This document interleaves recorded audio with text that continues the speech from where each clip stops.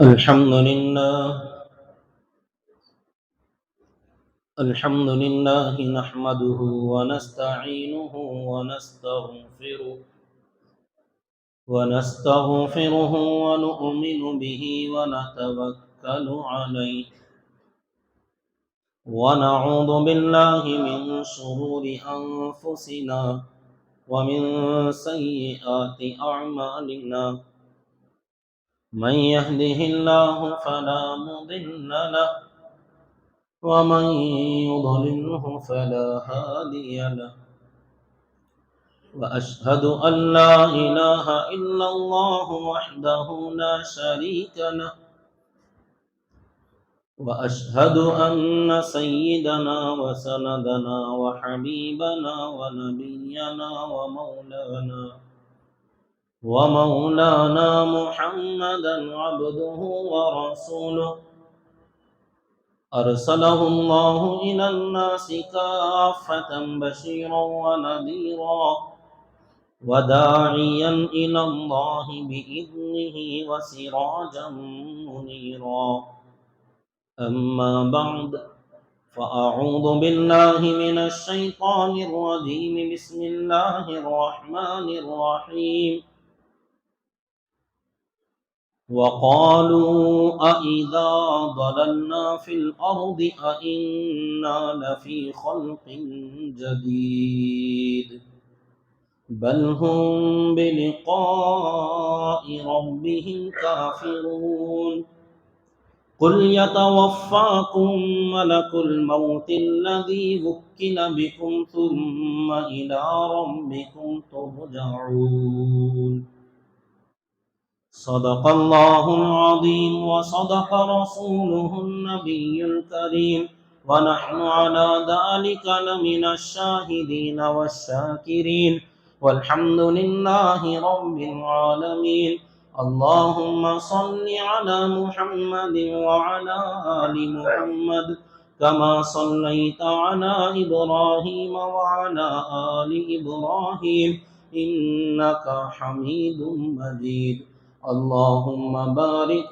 على محمد وعلى آل محمد كما باركت على إبراهيم وعلى آل إبراهيم إنك حميد مجيد محترم بزرگان اسلام و برادران ملت اور میرے معزز سامعین کرام، اللہ تبارک و تعالی کا احسان، اس کا فضل و کرم ہے کہ اللہ تبارک و تعالی نے ہم لوگوں کو ایک اور سال کی زندگی بخشی اور یہ مبارک رات اللہ تعالی نے ہمیں دوبارہ نصیب فرمایا۔ ہر سال تقریباً کہنے والے خطبہ، واعظین، علماء یہ جملہ کہتے رہتے ہیں کہ گزشتہ سال ہمارے درمیان اور بھی کچھ لوگ تھے جو اب یہاں نہیں ہیں، ایسا ہی اگلا سال بھی ہوگا۔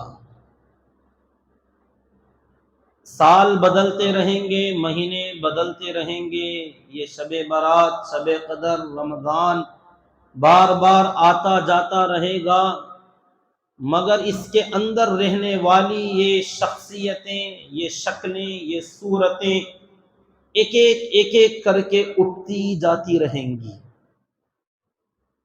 ہم میں سے ہر ایک خود غور کر سکتا ہے کہ اپنے خاندان میں، اپنے والدین میں، بھائیوں بہنوں میں، قریبی یا دور کے رشتہ داروں میں، اپنے دوست احباب میں، اپنے ملنے جلنے والوں میں کچھ ایسے لوگ یہاں موجود نہیں ہیں جو اس سے پہلے سال میں موجود تھے، گھروں میں موجود نہیں ہیں جو اس سے پہلے والی شب برات میں موجود تھے۔ ایک وقت میرا بھی آپ کا بھی ایسا ہی آئے گا کہ یہاں ایسا ہی مجمع بھرا ہوا رہے گا، مسجد بھری رہے گی، مجمع کم نہیں پڑے گا، لیکن یہ نہیں رہیں گے، دوسرے آئیں گے۔ یہی ایک بات ہمیں سمجھانا ہے، فکر دلانا ہے۔ آج کی رات کا ایک بہت بڑا فائدہ جو ہمیں دیکھنے میں آیا وہ یہی کہ الحمدللہ امت مسلمہ کا، بڑوں کا، نوجوانوں کا، بچوں کا ایک بڑا مجمع ایسا بڑی فکروں کے ساتھ جمع ہو جاتا ہے، تو ایسے موقع پر ہمارا دل چاہتا ہے کہ کچھ دل سے کچھ ایسے جملے اللہ تبارک و تعالی نکالے جو میرے لیے بھی اور آپ کے لیے بھی کچھ نفع کا کام دے دیں، فائدہ مند ہو جائیں، کچھ توبہ اور استغفار کی توفیق نصیب ہو جائے، کچھ زندگی میں تبدیلی کا ایک ارادہ پیدا ہو جائے، کیونکہ یہ مبارک وقت بھی ہے، مبارک رات بھی ہے، مبارک جگہ بھی ہے، اور قلوب نرم ہیں اور اللہ تعالی کی طرف متوجہ رہتے ہیں۔ تو ایسے موقع پر جب دل نرم ہیں تو دل سے کوئی بات نکلتی ہے، از دل خیزت بر دل ریزت کا مصداق بنتی ہے کہ جو دل سے نکلتی ہے دل ہی پہ گرتی ہے، پر نہیں مگر طاقت پرواز رکھتی ہے۔ تو بہرحال الحمدللہ یہاں مجھے ایسی رات میں خاص کر بہت تقریر یا بیان یا کوئی اور کچھ کرنے کا مجھے موقع یا ارادہ نہیں ہوتا۔ ایسے موقع پر خاص کر آپ نے بھی محسوس کیا، میں نے بھی کئی مرتبہ محسوس کیا ہے کہ عام بیانات سے ہٹ کر کچھ دلوں کو بدلنے والی کچھ باتیں اللہ تعالیٰ نکلوا دے جو میرے لیے اور آپ سب کے لیے نافع بن جائیں۔ اللہ تعالیٰ ہماری ہدایت کے فیصلے فرمائے۔ آمین۔ میرے دوست اور بزرگوں، آپ کو یاد ہوگا پچھلی شب برات میں ایک عنوان پر میں نے بات کیا تھا، اس سے پیوستہ جو شب برات تھی اس پر بھی ایک عنوان میں نے ایسا چھیڑا تھا، بیان کیا تھا۔ پہلے والا جو تھا اس کے اندر میدان محشر میں حاضری، وہاں اللہ تعالیٰ کے سامنے جانے کے بعد افسوس، پچھتاوا، میدان محشر میں لوگ کیا کہیں گے اور اللہ تعالیٰ اس کا جواب کیا دیں گے، اس عنوان پر میں نے کچھ عرض کیا تھا۔ گزشتہ جو پچھلا شب برات تھی اس کے اندر گزشتہ سال میں موت کا منظر ایک نقشہ میں نے اس کا کھینچا تھا کہ موت کیسی ہوتی ہے، موت کے بعد کے حالات، قبر، خاص کر قبر کا منظر، قبر کی کیفیت کے بارے میں کچھ میں نے عرض کیا تھا۔ تقریباً وہ دونوں مرحلے ایک دوسرے سے ملے ہوئے، میدان محشر تو اللہ کے دربار میں حاضری کا، اور اس سے پہلے قبر کی منزل جو کہ آخرت کی تمام منزلوں میں سب سے پہلی منزل ہے۔ آج چاہتا ہوں کہ اس سے بھی تھوڑا پہلے کی طرف آ جائیں کہ یہ جو انسان کی موت کا معاملہ اور مرحلہ ہے، اس کے متعلق اللہ نے قرآن میں کئی جگہ کئی آیتوں میں مختلف انداز سے بیان فرمایا ہے۔ تھوڑا اس کے اوپر بات کر لیتے ہیں، کیونکہ آج کی رات کے بارے میں جو بہت ساری حدیثیں موجود ہیں، تقریباً ضعیف، جیسا کہ میں نے جمعہ میں بتلایا، انہی میں احادیث میں سے ایک حدیث آتی ہے، امام بیہقی نے دعوات کتاب کے اندر انہوں نے نقل فرمایا ہے، ام المؤمنین حضرت عائشہ صدیقہ رضی اللہ تعالی عنہا سے روایت ہے، عن عائشہ رضی اللہ تعالی عنہا عن النبی صلی اللہ علیہ وسلم قالت قال لها النبی صلی اللہ علیہ وسلم هل تدرین ما فی هذه اللیلہ لیلۃ النصف من شعبان۔ نبی پاک صلی اللہ علیہ وسلم نے حضرت عائشہ رضی اللہ تعالی عنہ سے پوچھا کہ عائشہ جانتی ہو اس رات میں کیا ہوتا ہے؟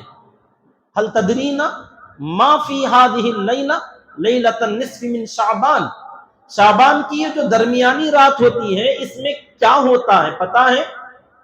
قالت ما فیہا، تو اما جان نے سوال کیا جناب رسول اکرم صلی اللہ علیہ وسلم آپ خود بتا دیجئے کیا ہوتا ہے؟ قال، آپ نے ارشاد فرمایا فیہا ان یکتب کل مولود بنی آدم الی السنہ، اس رات میں تمام بنی آدم میں 1 سال تک کل مولود بنی آدم، ہر پیدا ہونے والی اولاد 1 سال تک، اگلے اسی شب برات تک کتنے لوگ دنیا میں یہ جو نیو جنریشن آنے والی ہے اس کے بارے میں آج فیصلہ کیا جاتا ہے، کس کس کے گھر میں خوشیاں آنے والی ہیں، کہاں کہاں کتنے لوگ پیدا ہونے والے ہیں، اس رات میں لکھا جاتا ہے۔ وَفِيهَا أَن يُكْتَبَ كُلُّ حَالِكِ بَنِي آدَمْ إِلَى السَّنَةِ، اور اسی طریقے سے اس کا الٹا کہ اس میں سے کتنے لوگ ڈیلیٹ ہونے والے ہیں وہ بھی لکھا جائے گا۔ فِيهَا أَن يُكْتَبَ كُلُّ حَالِكِ بَنِي آدَمْ إِلَى السَّنَةِ، اگلے سال تک کس کس کا پتا کٹنے والا ہے، کس کس کے انگوٹھے بندھے جانے والے ہیں، کس کس کا جنازہ اٹھنے والا ہے، کس کس کی قبر بننے والی ہے، کس کس کا کفن کٹنے والا ہے، اور کس کس کو کندھوں پر اٹھایا جانا ہے، آج طے کیا جائے گا۔ وَفِيهَا تُرْفَعُ أَعْمَالُهُمْ، یہی وہ رات ہے جس میں بندوں کے اعمال 1 سال کی ایک کتاب پیش کی جاتی ہے کہ 1 سال کا پورا معاملہ کہ کتنے اچھے کتنے برے کام کیے گئے۔ وَفِيهَا تُرْزَقُ، اور اسی رات کے اندر لوگوں کا رزق بھی ڈسٹریبیوٹ ہوتا ہے، اس کے اندر تقسیم کیا جاتا ہے، فیصلے کیے جاتے ہیں۔ تو اس حساب سے 4 بڑی بڑی باتیں آقا نے بیان فرمائی، لوگوں کے پیدا ہونے کی، لوگوں کے مرنے کی، لوگوں کے اعمال پیش ہونے کی، اور لوگوں کے رزق تقسیم کیے جانے کی۔ تو اس حساب سے اعمال کا پیش کیا جانا، رزق کے بارے میں کئی مرتبہ بتلاتے آ رہے ہیں۔ جو ضروری باتیں ہیں آج کی اس حدیث کی خلاصے میں، روشنی میں، وہ 2 چیزیں ہم آپ کے سامنے رکھ لیں کہ کتنے لوگ دنیا میں آنے والے ہیں اور کتنے لوگ اس دنیا سے 1 سال کے اندر ہلاک ہونے والے، مرنے والے، موت کا مزہ چکھنے والے لوگ ہیں۔ یہ ایسی کٹھن وادی ہے جس موت کی وادی سے ہم سب کو چاہ کر یا نہ چاہ کر، خوشی سے یا زبردستی ہی صحیح، گزرنا تو ہے ہی، چاہے اس کے لیے میں اور آپ تیاری کیے ہوں یا تیاری کے بغیر بیٹھے، ہم اس کے لیے دل و جان سے انتظار کر رہے ہیں یا ابھی اس کے لیے ہم انتظار کی بات تو کیا تیار بھی نہیں ہے، جانا نہیں چاہتے، ہر حال میں گزارا جائے گا۔ یہ وہ کڑوا گھونٹ ہے موت کا، جتنا ہم نے دنیا کے اندر مزہ چکھا ہے، لطف اٹھائے ہیں، عیش اور عشرت کے مزے لوٹے ہیں، ان تمام عیش اور عشرت اور لطف اور مزے کے بیچ میں یہ ایک کڑوا کسیلا گھونٹ پینا ضروری ہے۔ کل نفس ذائقۃ الموت، ہر جاندار کے لیے موت کا مزہ تو چکھنا پڑے گا، جیسے چند جمعہ پہلے پیارے نبی صلی اللہ علیہ وسلم کی وفات کے موقع پر بھی میں نے بتلایا تھا۔ اس موت سے پہلے پیدا ہونے کی طرف آتے ہیں۔ اللہ تعالیٰ نے 21ویں پارے میں سورہ الف لام میم سجدہ، جو بڑا مشہور سورہ ہے، اس کے اندر یہ دونوں کیفیتیں، انسان کی تخلیق بھی، انسان کی موت بھی، اللہ نے تفصیل کے ساتھ بیان فرمایا۔ ذالک عالم الغیب والشہادہ العزیز الرحیم، وہ اللہ جو کہ حاضر اور غیب سب کا جاننے والا، بڑا زبردست ہے، بڑا رحیم ہے۔ اپنا تعارف اللہ نے کرایا کہ میں کون ہوں، عالم الغیب والشہادہ العزیز الرحیم، ہر غیب کا اور موجودہ چیز کا، ظاہر و باطن سب کا جاننے والا، اور بڑا زبردست اور بہت رحیم ہے۔ الذی احسن کل شیء خلقہ، وہ اللہ، وہ زبردست، وہ رحیم خدا جس نے کائنات کی جتنی چیزوں کو پیدا کیا احسن طریقے سے، بہترین سے بہترین پیدا فرمایا۔ خالق کائنات کی کوئی بھی مخلوق بدتر نہیں ہے۔ احسن کل شیء خلقہ، جتنی بھی چیزیں اس نے بنائی ساری مخلوق اچھی بنائی،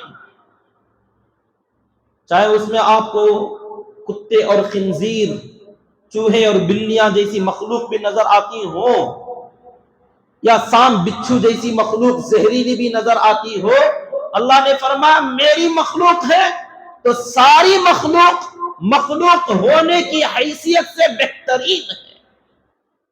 اس میں کوئی بھی بری مخلوق میں نے نہیں بنایا، سب اچھے ہیں۔ ہاں، کسی مخلوق کو آپ مخلوق سے کاٹ کر الگ سے اس کو دیکھو گے، ہو سکتا ہے برا لگے۔ اس کی بہت لمبی تفصیل ہو جائے گی، میں اپنے اصل بات کی طرف آ جاتا ہوں۔ مختصر دیکھیے، ایک انسان کے جو باڈی اللہ نے جسم بنایا، پورا جسم اللہ نے فرمایا لقد خلقنا الانسان فی احسن تقویم، بہترین سانچے اور ڈھانچے میں ہم نے انسان کو بنایا ہے، مگر اس انسان کے ایک ایک اعضاء، ایک ایک پارٹ الگ الگ کر کے دیکھے جائیں تو پھر تو بہت برا لگے گا۔ انسان کے اعضاء پوری باڈی کے ساتھ فٹ ہیں، اچھے لگیں گے۔ اگر اس میں سے ناخن کاٹ کر دیکھا جائے کیا اچھے ہیں، بال نکال کر دیکھے جائیں، جو کٹنگ شاپ میں ہوتے ہیں لے کے دیکھو انسان ہے یہ، کیا اچھا لگے گا؟ ہر عضو، ہر پارٹ جسم کے اعضاء کو آپ نکال لیجئے اور اسے الگ سے دیکھیے، اچھا نہیں لگتا۔ ہاں، وہ انسان کے جسم کے اوپر پوری باڈی فٹ ہو، بڑا بہترین لگتا ہے۔ تو ایسے اللہ کی ساری مخلوق میں کتے، بلی، خنزیر، گدھے، یہ سب فٹ ہیں، سب بہترین ہیں۔ الگ کر کے دیکھو گے تو تھوڑا برا لگے گا۔ شاید بات سمجھ میں آ گئی میں نے جو کہا۔ احسن خلقہ، اللہ نے فرمایا جتنی مخلوق پیدا کی بہترین پیدا فرمایا۔ وَبَدَأَ خَلْقَ الْإِنسَانِ مِنْ طِينٍ، تمام مخلوق میں انسان جو سب سے اشرف اور اکرم مکرم مخلوق میں نے بنایا، وَبَدَأَ خَلْقَ الْإِنسَانِ، انسان کی تخلیق، اس کو بنانے کی شروعات ہم نے کی من طین، مٹی سے بنایا۔ تو انسان جو کہ سب مخلوق میں دیکھنے میں بھی اچھا، عقل میں بھی کامل، مکلف مخلوق، اللہ کے یہاں بھی بڑا مقام اور مرتبہ رکھنے والی مخلوق انسان ہے، بہت اچھا ہم نے بنایا۔ تو اسے کسی اسپیشل چیز سے نہیں بنایا، اس کا میٹیریل کوئی الگ آسمانوں میں سے ہم نے نہیں لیا، ہم نے تو اس کو بدأ خلق الانسان من طین، اس زمین کی مٹی سے ہم نے انسان کو بنانا شروع کیا۔ ثم جعل نسلہ من سلالۃ من ماء مہین، پہلا انسان جو ہم نے بنایا حضرت آدم علیہ السلام، یہ تو مٹی سے ہم نے ان کا مجسمہ بنایا، پتلا بنایا، صورت بنائی، اپنی روح پھونکی، یہ پہلا انسان تھا۔ پھر اس کی نسل جو ہم نے چلائی، حضرت آدم علیہ السلام کی نسل جو ہم سب نکلے، ہمیں مٹی سے نہیں بنایا، کیونکہ ہمارے باپ پہلے مٹی سے بنائے گئے۔ پھر ان کی نسل کے بارے میں اللہ نے فرمایا ثم جعل نسلہ من سلالۃ من ماء، پانی کا نچوڑا ہوا پانی، پانی کا خلاصہ، اس کے اندر کا لکوڈ جو ہم نے نکالا، انسان کے اندر کچھ مادے ہیں، لکوڈ آئٹم ہے انسان کے اندر، ان مادوں سے جسے اخلاط اربع کہا جاتا ہے، سودا، صفرا، دم، بلغم، یہ چار عناصر اربع انسان کے جسم کے اندر یہ ضروری ہے انسان کے زندہ رہنے کے لیے۔ سودا، صفرا، یہ ہم اپنی زبان میں بولتے ہیں، عربی میں، اب انگلش میں کیا بولتے ہیں مجھے نہیں معلوم۔ سفرا تو شاید آپ سمجھتے جو غذا کھائی جاتی ہیں، منہ کے اندر جاتے ہی انسان کا تھوک اس کے اندر مل جاتا ہے غذا میں، خالی غذا اندر نہیں جاتی، اس غذا میں جب تک انسان کے منہ کا تھوک بلغم جو اس کے اندر شامل نہیں ہوتا، نگلا نہیں جاتا، اس کے ساتھ مل کر اندر اترتا ہے، تو اندر جانے کے بعد پتے میں سے وہاں سے کچھ کھٹا کھارا کڑوا کسیلا ایک مادہ نکلتا ہے جسے سودا اور صفرا کہا جاتا ہے۔ یہ چیزیں پہلے تو تھوک اور بلغم ملا، غذا جو ہم نے پہنچائی اس کے ساتھ، اور اندر جانے کے بعد سودا اور صفرا، یہ تین چیزیں مل کر اس غذا کو پچاتی ہیں، ہضم کرتی ہیں، صاف کر دیتی ہیں، اس کو پیس دیا، کچل دیا، پورا ریزہ ریزہ کر دیا۔ اب وہ اندر جانے کے بعد اس کے اندر کا جو کام آنے والا مادہ ہے وہ پھر ایک لکوڈ کی شکل میں نکلتا ہے جو جگر میں جا کر خون میں کنورٹ ہوتا ہے۔ تو یہ چار اعضاء، سودا، صفرا، خون جسے دم کہتے ہیں، اور ایک ہے بلغم، یہ چاروں کے چاروں پانی ہی کی لکوڈ قسم کی چیزیں ہیں۔ تو اللہ نے فرمایا، دیکھیں قرآن کے اندر یہ تمام سائنس کی چیزیں، ڈاکٹری کی چیزیں اللہ نے اس انداز میں انسان کی تخلیق کو بیان فرمایا۔ ثم جعل نسلہ من سلالہ، نچوڑ، من ماء، پانی کا نچوڑ ہے، ان چار پانی کی قسمیں ملتی ہیں تو اس کا مادہ تیار ہوتا ہے جو خون سے آگے نکل کر انسان کا مادہ منویہ بنتا ہے جسے اسپم کہا جاتا ہے۔ یہ ہے من ماء، سلالۃ من ماء، پانی کا نچوڑا ہوا رس اللہ نے نکالا اس کو۔ پھر یہ مت سمجھو وہ پانی بڑا قیمتی ہوگا، فرمایا مہین، بڑا ذلیل پانی ہے، یہ تمہاری حیثیت بتلائی جا رہی ہے۔ پہلے والے انسان کو تو ہم نے مٹی سے بنایا، پھر ان کی جتنی نسل ہم نے بنائی، انسان کے اندر وہ چار مادے ہیں، ان مادوں کے اندر لکوڈ جو ہوتا ہے اس سے خلاصہ نکلتا ہے، نچوڑ نکلتا ہے، اور وہ جو مادہ منویہ ایک جگہ اکٹھا ہوتا ہے وہ بڑا ذلیل پانی ہوتا ہے، جس کے بھی وہ نکل کر آئے انسان غسل والا تھا تو بے غسل ہو جاتا ہے، کپڑے پر لگ جائے تو کپڑا گندا، ہاتھ میں لگ جائے تو ہاتھ گندا، مائم مہین، گندا پانی، ذلیل پانی سے ہم نے اس انسان کی نسل کو بنایا۔ یہ ہماری تخلیق ہے جو اللہ نے نبی پاک صلی اللہ علیہ وسلم نے بتلایا، آج کی رات میں فیہا ان یکتبا کل مولود بنی آدم، کون کون بنی آدم میں پیدا ہونے والے ہیں، یہ ان کا خلاصہ اللہ نے بیان کیا۔ اس کیفیت سے اس پروسیجر کے اندر گزرتے ہوئے آگے بھی اللہ نے بہت لمبا بیان کیا۔ ایک دوسری جگہ سورہ زمر کے اندر کہ ہم اس کو تین اندھیریوں میں رکھ کر بناتے ہیں، اتنا بہترین انسان بنتا ہے مگر وہاں کوئی اجالا نہیں۔ یخلقکم فی بطون امہاتکم خلقا من بعد خلق فی ظلمات ثلاث، ہر 40 دن میں ہم اس کو نطفے سے علقہ، علقے سے مضغہ، مضغے سے گوشت کا لوتھڑا، پھر اس کے بعد اس کے اندر جسم کا مادہ سانچہ، پھر اس کے اندر ہڈیوں کا ڈھانچہ، پھر اس کے اوپر کھال، گوشت، پوست، اس کے اوپر اس کے بال، یہ تمام چیزیں بناتے ہیں، پھر ایک الگ ثم انشأناہ خلقا آخر، گیا تھا ایک الگ انداز میں، آیا تو ایک دوسرے انداز میں۔ فتبارک اللہ احسن الخالقین، کیا بہترین خدا ہے وہ، کیا بہترین کاریگری کرتا ہے کہ جب یہ انسان باہر آیا، جاتے وقت میں کسی نے دیکھا بھی نہیں، اور اگر معلوم ہے لوگوں کو وہ قطرہ دکھ جاتا تو کراہت کرتے، گندا تھا، ناپاک تھا، جب آیا تو جس نے بھی دیکھا اسے بوسہ دیا، پیار کیا، تعریف کیا کہ کیا اچھی آنکھیں ہیں، کیا بہترین چہرہ ہے، کیا آنکھیں ہیں، کیا زبان ہے، کیا ہونٹ ہیں، کیا بہترین، کوئی چیز بنانے کی بات ہی نہیں، پورا کامل بنا کے ہم بیچتے ہیں۔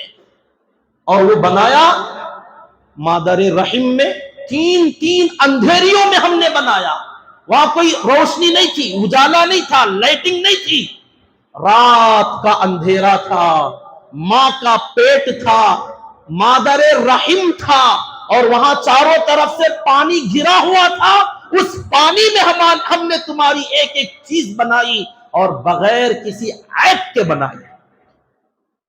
آنکھوں کے اندر کی رگیں ماں کے پیٹ میں بنایا، دماغ کے اندر کی ساری رگیں ماں کے پیٹ میں بنایا، جسم کے اندر کی ساری رگیں، جسے دنیا کہتی ہے کہ اگر انسان کے جسم کی رگیں نکالی جائیں، دنیا کو لپیٹا جائے، پتہ نہیں اس پوری دنیا کو 1 بار یا 3 بار پورا چکر کاٹ سکتے، اتنی رگیں. بڑے ہونے کے بعد نہیں بناتا اللہ کہ آؤ تمہاری رگیں بنانا، تھوڑا گیریج میں آؤ. دماغ ابھی مکمل نہیں ہوا، تھوڑا ہاسپٹل میں آؤ. پورا مکمل. کب؟ جب نکلے اسی وقت میں کامل. کیا خالق کائنات ہے. فرمایا یہ میری کاریگری ہے، مکمل طریقے سے بنا کر بیچتا ہوں. پھر اس کے بعد اللہ تعالیٰ نے فرمایا من سلالۃ من ماء مہین. پھر اس کے بعد کچھ لوگ اللہ تعالیٰ نے فرمایا ہم نے اس کو کان دیے، آنکھ دیے تاکہ یہ ہمارا شکر ادا کریں، لیکن وَقَلِيلًا مَا تَشْكُرُونَ، بہت کم لوگ ان نعمتوں کی قدر جانتے ہیں، ہماری کاریگری کو پہچانتے ہیں، بنانے والے کو کم لوگ پہچانتے ہیں، اور جو پہچانتے ہیں وہ بھی اپنے رب کا شکر بہت کم ادا کرتے ہیں. ان نعمتوں کا شکر کبھی ادا کیا؟ ہر دن اللہ کے نبی صلی اللہ علیہ وسلم نے فرمایا ہر صبح انسان کے ایک ایک جوڑ کی سلامتی پر اللہ کا شکر ادا کرنا چاہیے، ہر دن. خیر، لوگ شکر کیا ادا کرتے؟ بہت سارے لوگ دنیا میں ایسے بنے، اعتراض کرنے لگے. وَقَالُوا أَإِذَا ضَلَلْنَا فِي الْأَرْضِ، کیا جب ہم زمین میں مر جائیں گے، دفن ہو جائیں گے، جل جائیں گے، ریزہ ریزہ ہو جائیں گے، اِذَا ضَلَلْنَا فِي الْأَرْضِ اِنَّا لَفِي خَلْقٍ جَدِيدٍ، کیا اللہ تعالیٰ قیامت کے دن دوبارہ ہمیں نئی خلقت دے گا؟ اللہ دوبارہ ہم کو پیدا کر کے کھڑا کرے گا؟ وَقَالُوا أَإِذَا ضَلَلْنَا فِي الْأَرْضِ أَإِنَّا لَفِي خَلْقٍ جَدِيدٍ بَلْ هُمْ بِلِقَاءِ رَبِّهِمْ كَافِرُونَ، بلکہ یہ لوگ تو اپنے رب سے ملاقات کرنے کے منکر ہیں. وہ کہتے ہیں نہیں ملیں گے، اللہ کے پاس دوبارہ ہم جا ہی نہیں سکتے، اسی لیے ہم دنیا میں جل جاتے ہیں، راکھ ہو جاتے ہیں، زمین میں دفن ہو جاتے ہیں، ریزہ ریزہ ہو جاتے ہیں، ہڈیاں تک گل جاتی ہیں. جب ہمارا نام و نشان تک نہیں رہا، ہمارا جسم باقی نہیں رہا، تو کیا اللہ دوبارہ ہم کو اٹھائے گا؟ اور اتنے سارے انسانوں کو اللہ اٹھائیں گے؟ اس کا جواب اللہ نے قرآن میں کئی جگہ کئی طریقوں سے دیا. ارے جب ہم نے تم کو پہلی بار بنایا نا، اگر مشکل ہونا تھا تو پہلی بار بنانا مشکل تھا، ایک بار جب بنا دیا تو دوبارہ بنانا کیا مشکل؟ بنانا مشکل اگر ہوتا تو پہلی کاپی مشکل تھی. ایک بار تمہارا زیراکس مل گیا، تمہاری فوٹو مل گئی، تو اس کے بعد کتنی کاپیاں نکالنا چاہیں ہم تو بڑی آسانی سے بنا دیں گے. تو اللہ تعالیٰ نے آگے چلیے، یہ تخلیق کا میں نے مختصر بیان کیا. اصل تو ہمیں دوسرا جو مرحلہ ہے نا، کیونکہ اکثر لوگ بڑی عمر کے حضرات ہوتے ہیں، ہمیں تو اسی کی فکر کرنا ہے، کیونکہ پیدا ہونے کے اندر ہمارا کوئی مسئلہ نہیں ہے، ہم اس کے مکلف نہیں ہیں کہ پیدا ہونے میں ایسا پیدا ہونا ایسا ہونا، کچھ نہیں. اللہ جو اپنا فیصلہ فرماتے ہو جاتے ہیں. اصل مسئلہ تو ہمارا موت کا ہے. تو اللہ نے فرمایا قل، نبی جی آپ لوگوں کو بتلائیے، یتوفاکم ملک الموت الذی وکل بکم ثم الی ربکم ترجعون. یہ جو تمہاری تمام تخلیق ہوئی، بناوٹ ہوئی، دنیا میں تم ایک وقت تک گزرتے رہے، جب تمہارا وقت آ جائے گا نا، یتوفاکم، تو تمہاری وفات ہو جائے گی، تمہاری موت لے کر آئے گا. کون؟ ملک الموت. قل یتوفاکم ملک الموت الذی وکل بکم. وہ ملک الموت ایک فرشتہ ہے، ملک کا معنی فرشتہ، موت والا فرشتہ، جو تم سب کا ذمہ دار بنایا گیا ہے. تم سب کی موت اس کے ہاتھ میں ہم نے رکھی ہے. موت تو ہم نے بنائی، اللہ فرماتے میں نے بنایا ہے، الذی خلق الموت والحیات، لیکن یہ روحیں نکالنے کا کام اللہ تعالیٰ نے الگ الگ ذمہ داریاں فرشتوں کو تقسیم کر کے اللہ نے دے دیا. جیسے جبریل امین، ان کے ساتھ میں بھی لاکھوں فرشتوں کی جماعت ہے، جو لوگ آتے تھے حضرات انبیاء کرام کے پاس، اللہ کی وحی پیغام لے کر آتے.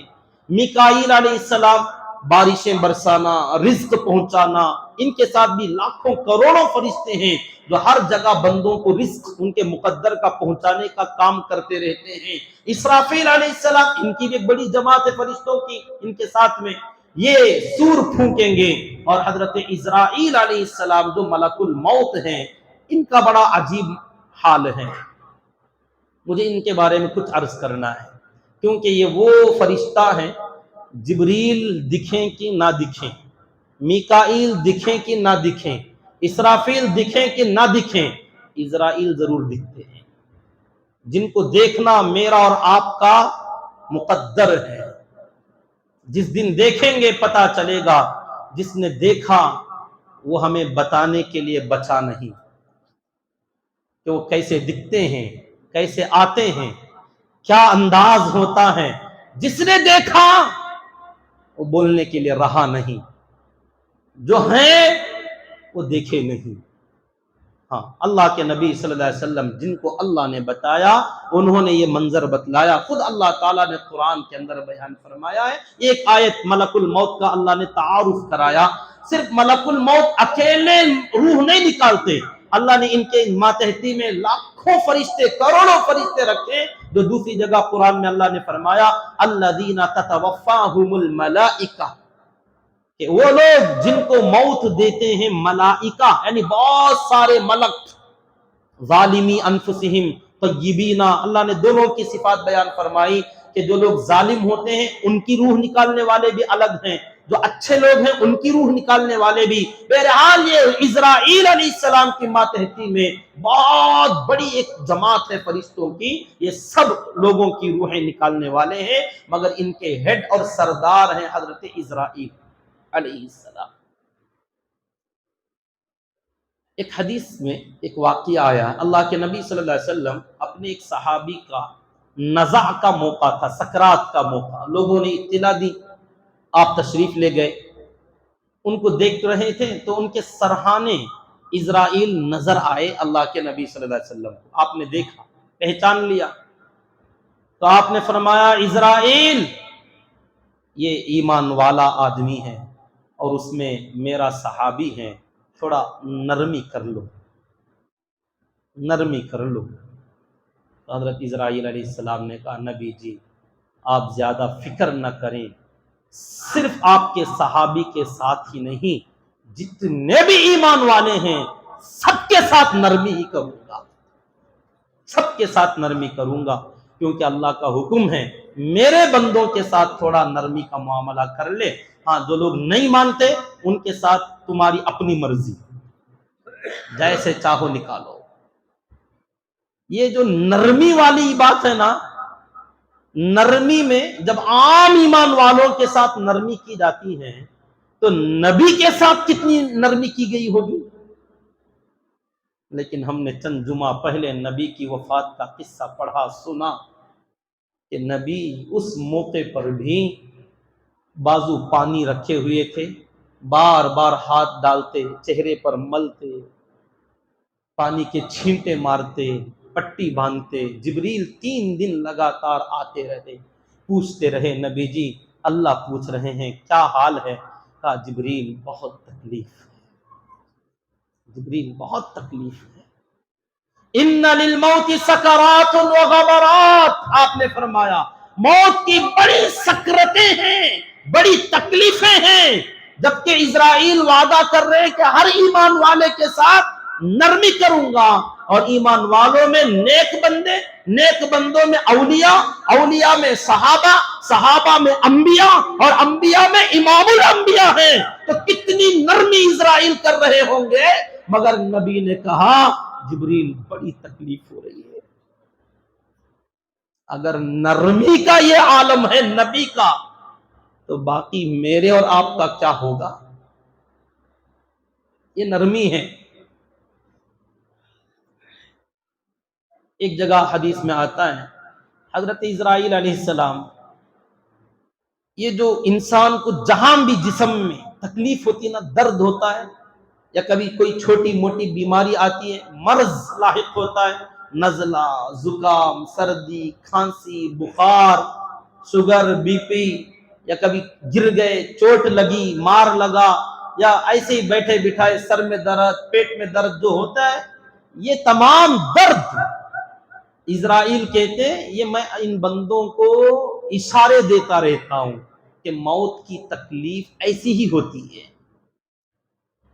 اب جس کو کڈنی سٹون ہونا، اللہ حفاظت فرمائے، ان ساتھیوں نے بتایا یہ درد سہا نہیں جاتا، پورے جسم کے اندر مروڑ ہوتی ہے، پتہ نہیں کیا کیفیت ہے، اللہ سب کی حفاظت فرمائے. حضرت اسرائیل نے کہا یہ موت نہیں، موت کا سگنل ہے. یہ درد ہے نا، یہ سگنل ہے، اشارہ بھی آیا نہیں. کبھی کبھار گیسٹرک یا ہارٹ اٹیک دونوں میں فرق نہیں ہوتا، ایسا درد اٹھتا ہے نا آدمی حیران ہو جاتا ہے، بول نہیں سکتا، بات نہیں کر سکتا، پسینہ پسینہ ہو جاتا ہے. بعد میں پتا چلتا ہے کہ یہ تو گیسٹرک تھی، لیکن وہ جو درد اٹھا تھا بندہ ایسا پریشان ہو جاتا ہے، کہتا ہے ایسا درد کسی کو نہیں آنا. اسرائیل کہتے ہیں ڈرتے کیا ہو، ابتدائی عشق ہے روتا ہے کیا، آگے آگے دیکھ ہوتا ہے کیا. یہ تو ابھی سٹارٹنگ ہے، ابھی اینڈنگ نہیں ہے. اور تمہارے ساتھ نرمی. میرے دوستو ایک میسیج دینا چاہتا ہوں، ایک پیغام رب کا سنانا چاہتا ہوں. یہ موت کا پل ہے جس پر مجھے اور آپ کو ہر حال میں گزرنا ہے، ہر حال میں. اور اچھے رہیں گے تو نرمی کے ساتھ لے جائیں گے. نرمی کا یہ عالم ہے تو سختی کا کیا ہوگا. ایمان والوں کا، نیک بندوں کا یہ حال ہے، بدکاروں کا کیا ہوگا، بے نمازیوں کا کیا ہوگا. اللہ کا جو ذکر نہیں کرتے، یاد نہیں کرتے، مسجدوں میں نہیں آتے، اسرائیل ان کے ساتھ کیا کرتے ہوں گے، اور جو کافر ہیں ان کا کیا حال ہوتا ہوگا. اللہم احفظنا من، اللہ ہماری حفاظت فرمائے. کہیں کٹا، کہیں جلا، تیل پڑ گیا. اسرائیل کہتے ہیں یہ موت کا سگنل ہے، اشارہ ہے. کئی ایسے اشارے ملتے ملتے آخر میں جب موت کا ہی وقت آ جاتا ہے تو حضرت اسرائیل حاضر ہوتے ہیں اور اس بندے سے کہتے ہیں کہ اے اللہ کے بندے، میں نے تجھے کتنی مرتبہ اشارہ دیا تھا کہ اس کے بعد میں آؤں گا، اس کے بعد میں آؤں گا، اس کے بعد میں آؤں گا، تو سمجھتا ہی نہیں رہا. آخر کار لے میں ہی آ گیا. اب اس کے بعد تیرے لیے کوئی اشارہ نہیں، کوئی سگنل نہیں، بس اب تجھے تو میرے ساتھ چلنا ہے.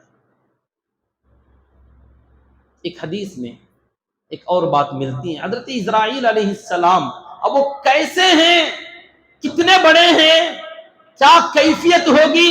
حدیث پاک میں ان کے بارے میں یہ بتلا، اندازہ لگائیے صرف، یہ وہ حقیقت ہے اگر کسی کو اچھا نہ بھی لگ رہا ہو نا تو یاد رکھو، کیونکہ یہ پیش آئے گا. فرمایا اسرائیل علیہ السلام کے سامنے پوری دنیا، یہ اتنے سارے لوگ ہم جو بیٹھے یہ نہیں، ہم تو پوری دنیا کا پتہ نہیں کتنا پرسنٹ اگر نکالا جائے 1% میں بھی ہم نہیں آتے. پوری دنیا میں جتنی انسان مخلوق آباد ہے نا، یہ سارے انسان اسرائیل علیہ السلام کے سامنے ایک حدیث میں مثال دے کر بیان کیا گیا. وہ کہتے ہیں کہ میں، حضرت اسرائیل علیہ السلام نے خود بتایا اللہ کے نبی صلی اللہ علیہ وسلم کو، میں تمام انسانوں کو، تمام جنات کو روزانہ 5 مرتبہ ہر ایک کو الگ الگ دیکھتا ہوں. سب کو دیکھتا ہوں. ٹھیک آئے گا، نمبر آئے گا. ایک دن میں 5 مرتبہ سب کو الگ الگ دیکھتا ہوں، چاہے وہ گھر میں ہو، بازار میں ہو، جنگل میں ہو، پہاڑوں میں ہو، دریاؤں میں ہو، غاروں میں ہو، جہاں کہیں بھی رہے، میری نظر سے باہر ایک دن میں 5 مرتبہ مجھے دکھے بغیر نہیں جا سکتا. اب تم چاہے 5 بار مسجد میں آؤ یا نہ آؤ، اسرائیل کی نگاہ میں تو ضرور آ رہے ہو. اور یہیں سے ایک اور حدیث بھی سمجھتے جائیے، حضرت اسرائیل علیہ السلام روح نکالنے کے وقت میں بندے کو پہچانتے ہیں اس کی مسجد میں انٹری اور باہر جانے کی اس کی مقدار کو دیکھ کر کہ روزانہ یہ بندہ مسجد کو آتا تھا کہ نہیں آتا تھا۔ اگر آ رہا تھا تو یہ یہاں کا بندہ ہے، اگر نہیں آتا کہیں کی بھی مسجد ہو، مسجد میں آنا جانا لگا رہا تو یہ اللہ کے خاص بندوں میں سے ہے، ان کے ساتھ تھوڑا اسپیشل نرمی کرنا ہے۔ اگر نہیں آتا تھا تو میں تو دیکھتا تھا تمہیں کہاں جاتے تھے کیا کرتے تھے، تو ہر دن 5 مرتبہ اسرائیل کی نگاہ ہم پر پڑتی ہے۔ اور فرمایا ایسا دیکھتا ہوں میں، میرے سامنے تمام انسان ایسے لگتے ہیں جیسے ایک بڑا سا طبق تھال جس کے اندر دانے، انگور کے دانے پورے ڈال دیے گئے، انگور کھلے کھلے، اب تمام کو ایک ساتھ جو آدمی دیکھتا لیا ہوا سامنے بیٹھا ہوا ہے، تمام تھال میں کتنے دانے پڑے ہوئے ہیں، تمام دانوں میں سے اب اس کو کہا جائے فلاں دانہ اٹھا لو تو بڑی آسانی سے اٹھا لیتا ہے نا، تو تمام مخلوق کو اسرائیل ایسے دیکھتے ہیں۔ اب وہ کتنا بڑا ہوگا، اسرائیل کتنے بڑے ہوں گے، کیا کیفیت ہوگی ان کی کہ ہم سب لوگ انار کے دانوں کی طرح یوں نظر آ رہے ہیں، وہ جس کو لینا چاہے یوں اٹھا لیں گے۔ بڑا مشکل نہیں کہ آپ کے پیچھے آئیں، ایڈریس معلوم کریں کہ ایڈریس بدل گیا ہے، پہلے یہاں رہتے تھے اب کہاں رہ رہے ہیں، تھوڑا ڈیلے ہو جائے، تاخیر کر جائیں، آپ جو ہیں اتنے سال وہاں رہے اچانک یہاں چلے گئے، آپ ہوا میں ہو، زمین میں ہو، اندر گھسے ہو، پانی میں ہو، کہاں ہو تم؟ جہاں بھی رہو گے سامنے میں دیکھ رہا ہوں اسے، تم جہاں رہو گے نا وہاں سے یوں اٹھا دوں گا جب اللہ کہے تب، لیکن جب تک تمہارا وقت نہیں آئے گا دیکھتا رہوں گا، بس میری نگاہ میں تو رہو گے۔ اللہ نے یہی تو کہا یا معشر الجن والانس، او جنات و انسان، ان استطعتم، اگر طاقت ہو تمہاری، ان تنفذوا من اقطار السماوات والارض، کہ تم بھاگ سکو آسمانوں میں اڑ کر یا زمینوں میں گھس کر، تو اللہ نے کہا فنفذوا، بھاگ جاؤ، نکل جاؤ۔ فرمایا لا تنفذون الا بسلطان، تم بھاگ نہیں پاؤ گے میری باؤنڈری سے باہر، میری قدرت کے باہر، میری تو کیا میرے اسرائیل کی نگاہ کے باہر نہیں جا پاؤ گے تم۔ اللہ اکبر کبیرہ۔ ایک اور بات مجھے بتانی بڑی عجیب سی، میں نے آج ہی پڑھا اس کو معارف القرآن کے اندر، علامہ مفتی شفیع صاحب رحمۃ اللہ علیہ نے حضرت عبداللہ ابن عباس رضی اللہ تعالیٰ عنہما کے ذریعے سے، بڑی پیاری بات ہے، سنیے مزہ آ جائے گا۔ حضرت اسرائیل علیہ السلام کا ایک شکوہ ہے،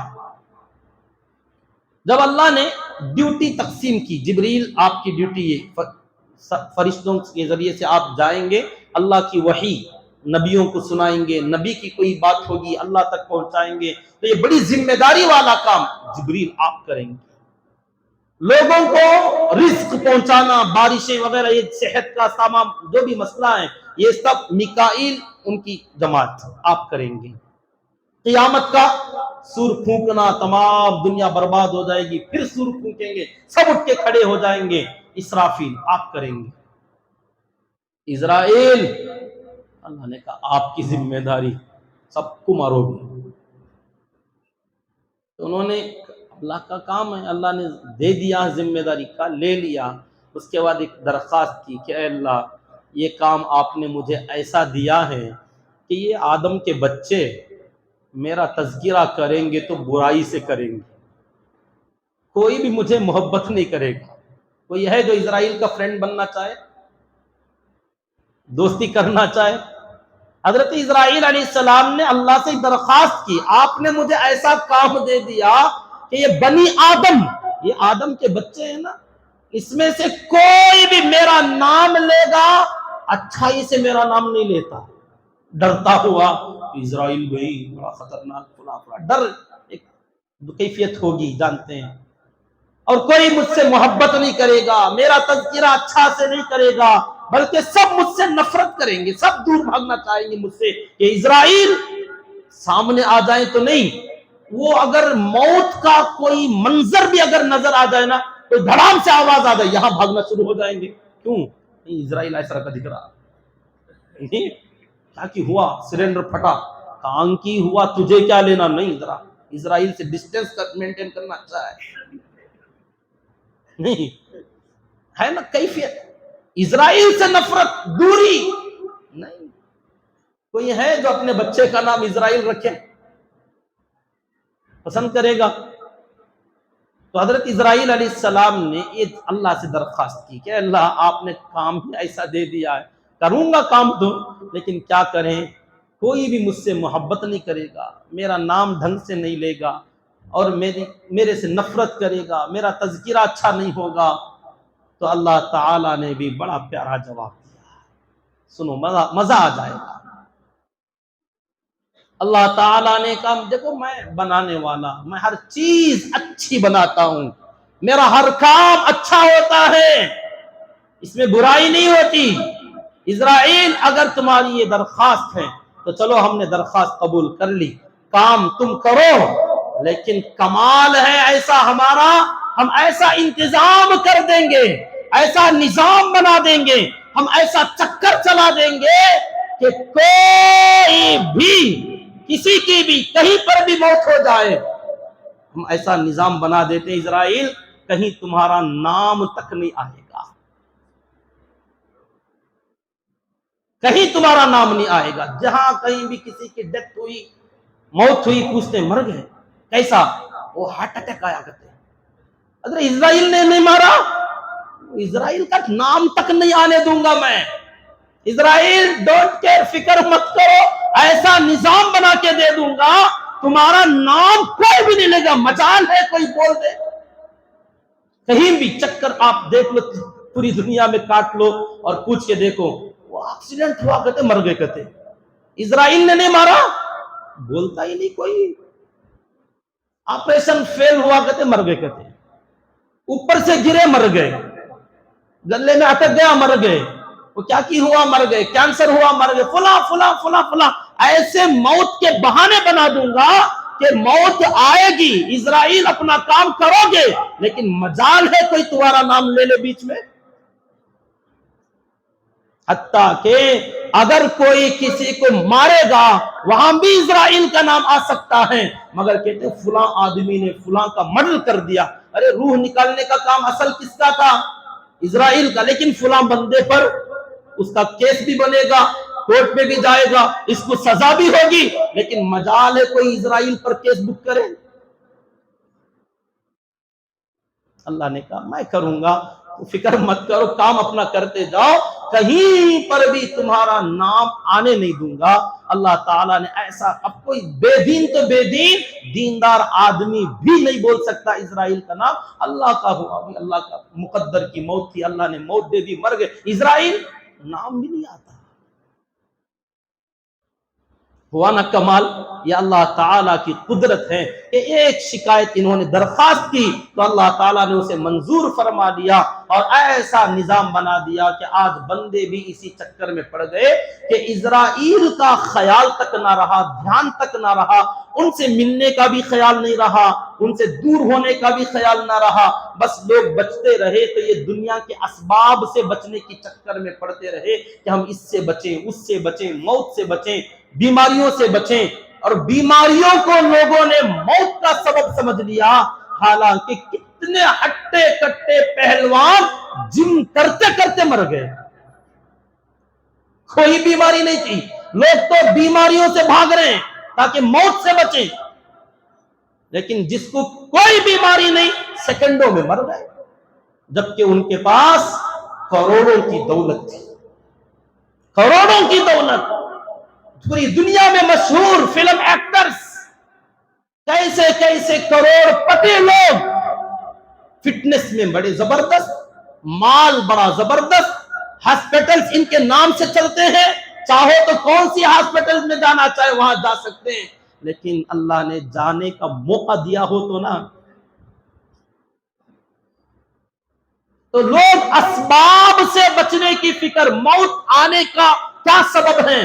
پانی گندا ہونا نہیں، تو اس لیے اچھا پیو، پانی کو اچھا کر لیا آپ نے، غذا کو اچھا کر لیا آپ نے، ہیلتھی فوڈ کھانا شروع کر دیا آپ نے، کیوں؟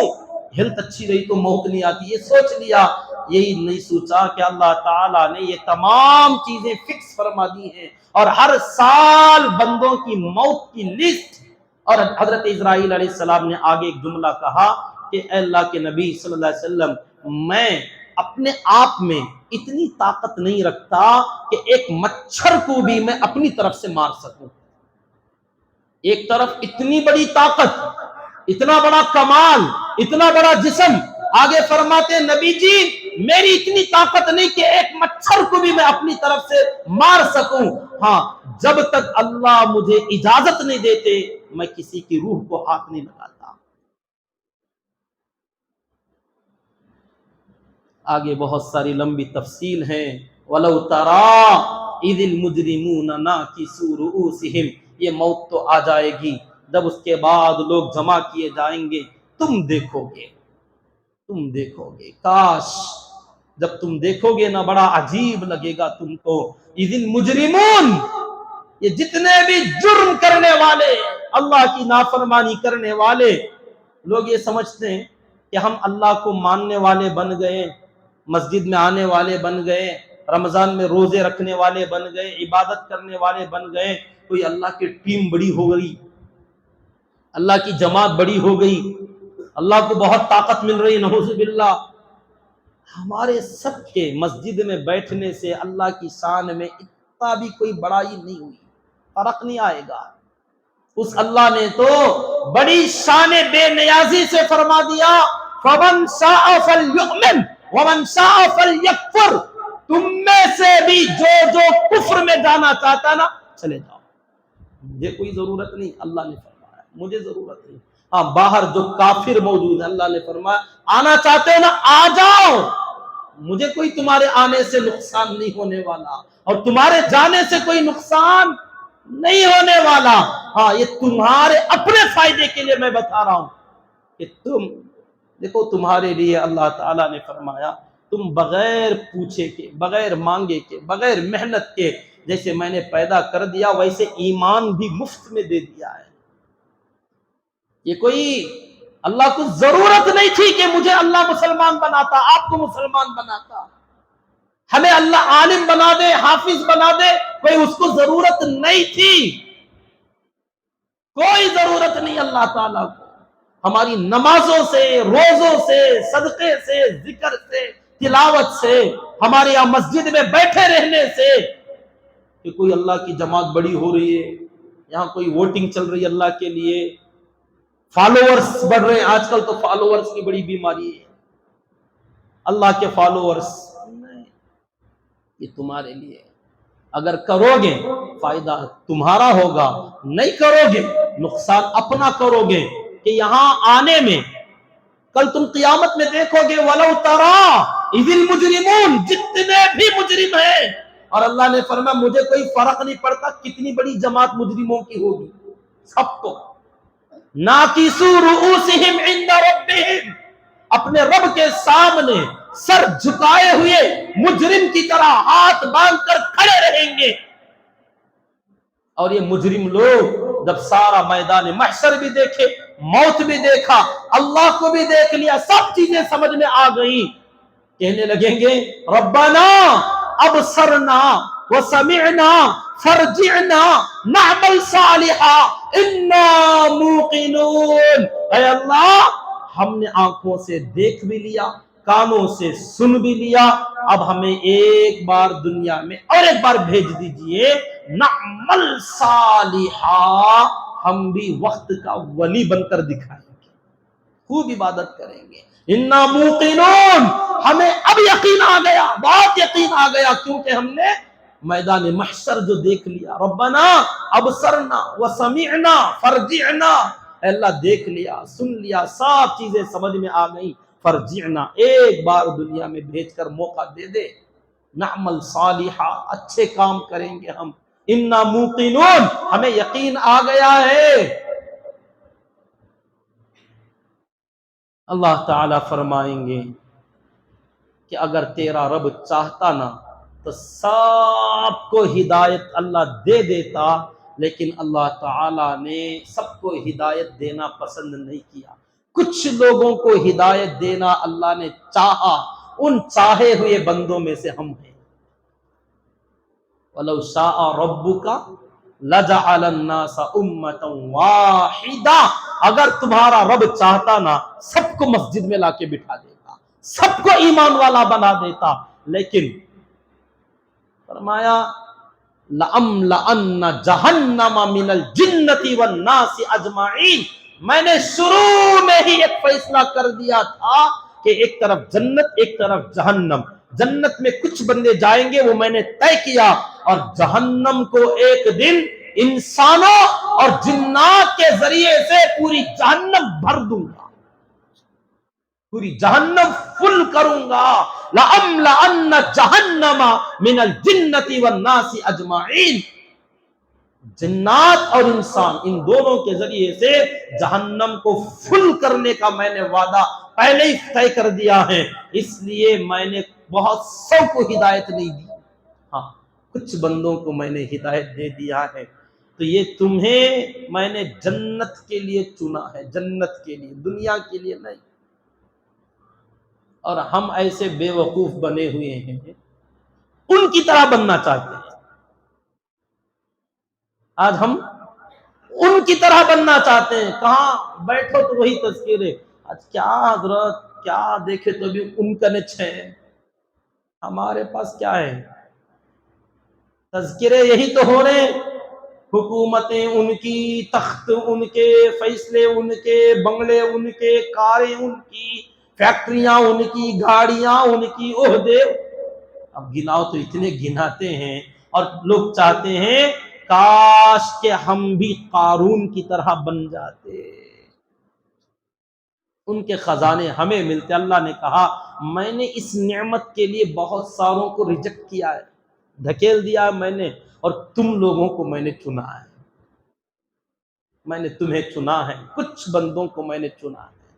یہ مختصر سی زندگی گزارو گے، جیسی تیسی گزارو، اور جیسی تیسی کیا الحمدللہ روز بریانی میں بھی گزر رہی ہے، پھر بھی ہمارے شکوے نہیں جا رہے، گوشت کھائے بغیر کبھی رب نے سلایا نہیں ہے، پھر بھی شکوے نہیں جاتے، ہمارے کنے کیا ہے؟ میں کہتا ہوں کیا نہیں ہے۔ اللہ تعالیٰ نے ہمیں یہ بھی لے لیا ہوتا نا تب بھی شکوے کا حق ہمیں نہیں تھا، ہمارے جسموں کو آروں سے کاٹ دیا جاتا نا تب بھی شکوہ نہیں کر سکتے تھے، کیونکہ ہمیں یہاں کے لیے نہیں بنایا، وہاں کے لیے بنایا ہے، ہم یہاں کے لیے نہیں تھے، ہمارا انتخاب ہوا ہے، ہمارا سلیکشن ہوا ہے، رب نے ہوا اجتباکم چن لیا ہے، جنت میں ہر بندے کو نہیں لے جاؤں گا، میں جسے چاہوں گا ان کو میں نے چنا ہے، اور ان بندوں کو میں نے ایمان دیا ہے، اور یہ بندے مجھے دیکھے بغیر میرے اوپر یقین رکھتے ہیں، میرے سامنے سجدے کرتے ہیں، مجھے پکارتے ہیں، اپنی ضرورتیں میرے سامنے بیان کرتے ہیں، ابھی دیکھا نہیں ہے، ابھی سنا نہیں ہے میرے بارے میں، بس جو باتیں پہنچی ہیں اسی پر ایمان بالغیب ہے، ابھی میری آواز نہیں سنی، میرا چہرہ نہیں دیکھا، میرا رحم و کرم نہیں دیکھا، عین الیقین نہیں دیکھا، ابھی جب دکھاؤں گا تب تم افسوس کرو گے کہ ہم بھی کیا بے وقوف تھے، کیا چاہتے تھے دنیا میں، اور اپنا کتنا وقت ہم نے کہاں برباد کیا، کیسے برباد کیا۔ اگر جنت میں چلے بھی جائیں گے نا، انشاءاللہ چلے بھی جائیں گے تب بھی افسوس رہے گا ہمیں، یہ کیسے جنتی ہیں کہ جنت میں جا کر بھی افسوس کریں گے، بندے کہیں گے اے کاش یہ اتنا سارا وقت جو ہمارا موبائل میں گزرا، گیم میں گزرا۔ چند دن پہلے بڑی دکھ کی ویڈیو آئی، دیکھا آپ نے، کسی نے ویڈیو بنایا، بنانے والا بھی ویسے کچھ، حرم میں ایک آدمی بیٹھ کے وہ گیم کھیل رہا ہے، حرم سامنے خانہ کعبہ ہے، بیٹھ کے وہاں گیم کھیل رہا ہے، یہ وہ ایک اکیلا نہیں ہے، ویسے یہاں بھی بہت ہیں، اگر ان کو بھی لے جا کے وہاں بٹھائیں گے نا وہی کام کریں گے، ان کی بھی ویڈیو بنے گی۔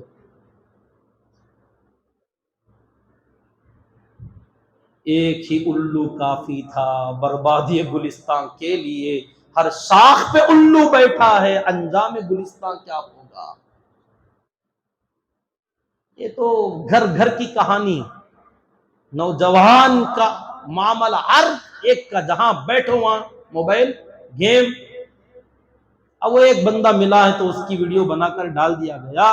اب اگر جو بھی جاتے ہیں سب کا وہی معاملہ ہے کہ جس چیز کی الفت، جس سے تعلق، انسیت ہوگی، بندہ جہاں بھی جائے گا زیادہ کنیکشن اس سے ہے تو اس کے بغیر سکون نہیں ملتا۔ ہاں اگر قرآن کا چسکا یہاں لگا ہوا ہوتا نا تو وہاں جا کر بھی قرآن پڑھتے، ذکر کا مزہ یہاں آیا ہوتا تو وہاں جا کر بھی ذکر میں مزہ آتا، نماز نفل پڑھنے میں یہاں مزہ آیا ہوتا تو وہاں جا کر بھی نفل پڑھنے میں مزہ آتا۔ یہاں تو ہم نے مزہ ڈھونڈ لیا موبائل میں، موبائل کے بغیر ایک سیکنڈ کا سکون ہمیں نہیں ہے۔ اللہ نے کہا تھا الا بذکر اللہ تطمئن القلوب، کہ اللہ کے ذکر میں تمہارے دلوں کا سکون ہے۔ ہم نے اس کو پوری طریقے سے ڈیلیٹ کر دیا اور موبائل کے ذریعے سے سکون ہم نے حاصل کر لیا۔ نتیجہ کیا ہوگا؟ اب تھوڑا سا آپ وقت دیں، دیکھ لیجئے کتنے لوگوں کے ہاتھ میں موبائل نکل کے آتا ہے۔ یہاں کرنے والا حرم میں نہیں کرے گا، اور جس بندے نے ویڈیو بنایا وہ بھی تو وہی کر رہا ہے۔ جس نے بنایا ویڈیو اب وہ یہ سمجھ رہا میں بہت اچھا کام کر رہا ہوں، اس کی غلطی کو ہائی لائٹ کر رہا ہوں، لوگوں کو دکھا رہا ہوں، تم کیا کر رہے ہو؟ اللہ تبارک و تعالی نے بڑا قیمتی ایمان دیا، بڑا قیمتی وقت۔ دیکھو زندگی بڑی پیاری زندگی، بڑا قیمتی وقت اللہ نے ہم کو دیا، یہ ایک بار نکل جائے گا نا تو پھر وقت کے پاس بھی اتنا وقت نہیں ہے کہ وہ ہمیں وقت دے۔ جیسے آج ہمارے پاس وقت نہیں ہے تو وقت بھی کہتا ہے میرے پاس بھی اتنا وقت نہیں کہ دوبارہ وقت دے دوں۔ بار بار یہ موقع نہیں ملتا، بار بار یہ زندگی نہیں، ایک بڑی پیاری زندگی ہے مگر ان کے لیے جو اپنے رب کے قریب ہو رہے ہیں، جو اللہ سے ملنے والے ہیں۔ فمن کان یرجو لقاء ربہ، جن کو اپنے رب سے ملاقات کی امید ہے۔ ابھی بعد نماز مغرب قرآن کی تلاوت میں جب بیٹھا تھا، ایک بات دل میں آئی، اسی کو کہتے ہیں الہامات خداوندی۔ کبھی کبھار کچھ اچھی باتیں دل میں آ جاتی ہیں تو اسے کہتے ہیں ایک اللہ کی طرف سے یا کوئی فرشتہ جو ساتھ میں ہوتا ہے وہ کچھ اچھی چیزیں ذہن میں ڈالتا ہے۔ بری باتیں بھی آتی ہیں وہ شیطان کی طرف سے ہوتی ہیں۔ ایک بڑی عجیب بات میرے ذہن میں آئی، آپ بھی تھوڑا دیکھیں اچھی ہے کہ بری۔ پڑھتے پڑھتے یاد آیا کہ بھئی کوئی بھی کسی کے پاس جاتا ہے، پہلے رواج اب بھی ہے، دوست احباب کے پاس کوئی کسی کے گھر جاتے ہیں ملنے کے لیے تو اپنی حیثیت کے مطابق کچھ نہ کچھ گفٹ، ہدیہ، فروٹ، بریڈ، کچھ بیکری کا آئٹم کچھ تو لے کے جاتے ہیں، لے جاتے ہیں۔ عادت ہے، اچھا طریقہ ہے، کرنا چاہیے۔ یہاں 2-4 دن کے بعد یا 1-2-3 مہینے کے بعد جا رہے ہیں تو کچھ نہ کچھ لے کے جاتے ہیں۔ خالی ہاتھ کسی کے گھر جایا نہیں جاتا، ایک مشہور ہے، خالی ہاتھ کسی کے گھر جانا نہیں چاہیے، لے کے جاتے ہیں۔